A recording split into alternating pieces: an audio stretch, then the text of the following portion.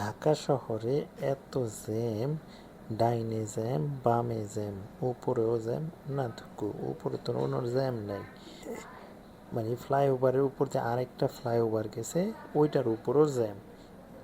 আপনারা কি বলতে পারবেন এই জ্যামের কারণটা কি? কোনো রহস্য আছে? গত 5 তারিখে দেশ স্বাধীন হয়েছে, হওয়ার পর থেকে জ্যাম জট বাইরে গেছে। স্বাধীনতার সাথে এই জ্যাম জটের কি সম্পর্ক? সম্পর্ক আছে মিয়া।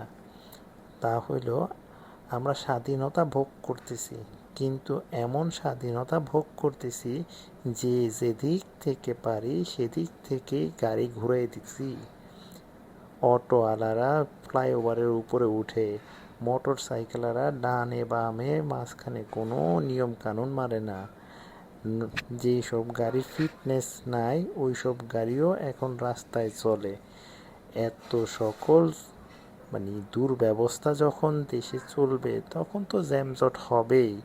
আর জ্যামজট হলে যা হয় আর কি, সময় মতো অফিস আদালতে পৌঁছানো যাবে না।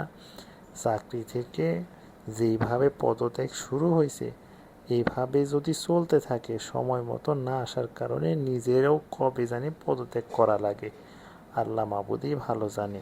যাই হোক, প্রশাসন যারা আছেন তারা দ্রুত এটার ব্যবস্থা নেন, না হলে দেশের অবস্থা 12টা বেজে যাবে।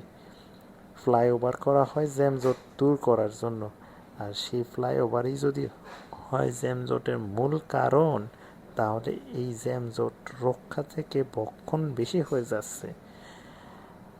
প্রশাসন যারা আছেন দ্রুত কাজে লিপ্ত হন, আমাদেরকে একটু স্বস্তিতে চাকরিতে যাওয়ার সুযোগ করে দেন, তাহলে হয়তো বাল বাচ্চা নিয়ে সুখে থাকতে পারবো।